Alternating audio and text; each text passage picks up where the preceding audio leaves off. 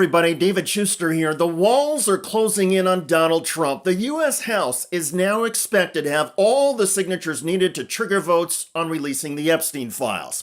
And a Pulitzer Prize-winning journalist is warning Donald Trump could be forced out of office. If we get access to the photos and videos that we know were seized in the raids on Jeffrey Epstein's multiple homes, and they show Trump in compromising positions, I don't see how he could possibly survive that. That is David Cay Johnston, who has won multiple awards for investigative reporting. The graphic Trump photos he is referring to include several that Epstein showed to journalist Michael Wolff. And I remember very vividly 3 of them. There are 2 in which Trump is, the girls, topless girls, are sitting on Trump's lap.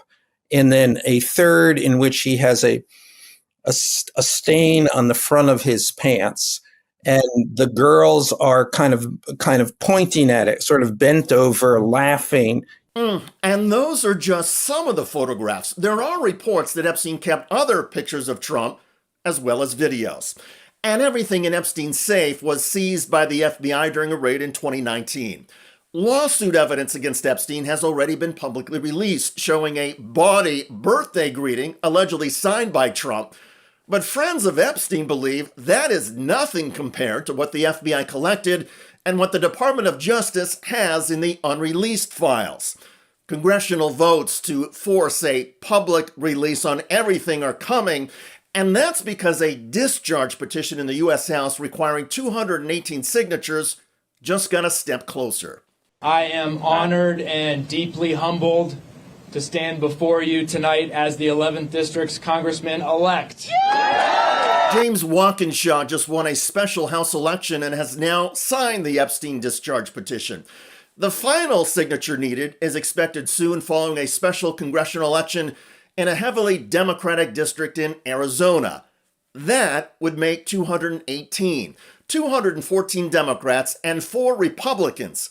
Thomas Massie of Kentucky, Lauren Boebert of Colorado, Marjorie Taylor Greene of Georgia, and Nancy Mace of South Carolina. And they each have insisted they will not fold.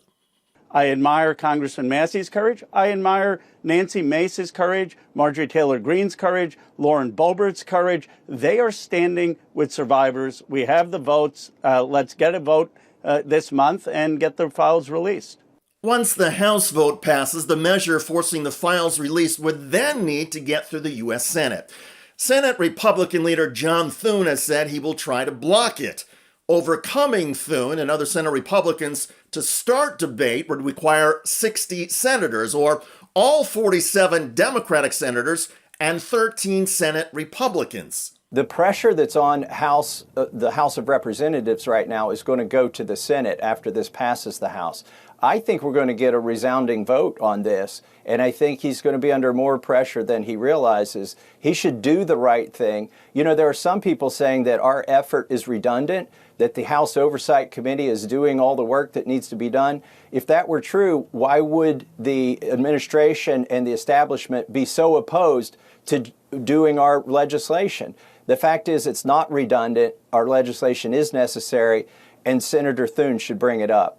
If the legislation gets through the Senate, the next obstacle to the Epstein files release would include Trump loyalists at the Department of Justice, including Attorney General Pam Bondi. There are already reports that Bondi ordered DOJ staff and FBI agents to scrub out all Trump references in the files. But there are several career Department of Justice staff, along with a lawyer for victims of Jeffrey Epstein, who have already viewed and read the files. The victim's lawyer, Bradley Edwards, has seen the files, as have many people who are career officials. So if they try to do something that is political, then many other people would call them out on it. So if the files get released, then what? Well, the few Republicans pushing for the release, including Tom Massie, suspect that the worst revelations will be about Donald Trump's wealthy friends and donors. I think it's going to be embarrassing to some of the billionaires, some of the donors who are politically connected to his campaign. I also think Democrats are going to be implicated in this, Democrat donors. And when you get to the billionaire level, a lot of these folks give to both parties anyway. As for the highest profile billionaire who was close to Epstein, Donald Trump, If there is embarrassing or incriminating information, Pulitzer Prize-winning journalist David Cay Johnston points out that Trump will only have himself to blame morally and politically. Trump was the one who raised the issue. He promised when he got to the White House all these documents would be released. And so, this is you hoist on your own petard. And back to the photographs and videos that Jeffrey Epstein allegedly had in his safe.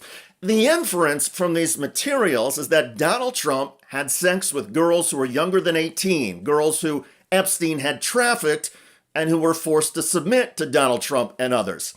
In other words, the photographs, if they still exist and are released, could visually show Donald Trump committed statutory rape. At that point, amidst a House impeachment resolution, would most GOP lawmakers still protect Donald Trump? What would Senate Republicans do in an impeachment trial? Who's going to vote to support a pedophile in the White House? I mean, think about that. I'm going to go home and run for re-election and, hey, yes, I voted to keep a child rapist in the White House. That's why I don't believe he can survive that. And that pressure from the public and the Congress is going to start building. The special election in Arizona that Democrats are heavily favored to win will happen on Tuesday, September the 23rd. Adelita Grijalva, daughter of the late Raul Grijalva, is expected to get sworn into the House within days of that election. And then the discharge petition will trigger a House floor vote on releasing the Epstein files. And when that happens, watch out. The national attention on the U.S. House, the Senate, and the Trump-Epstein files will explode. Buckle up, my friends. Donald Trump is cornered, and as that old saying goes, is about to get real.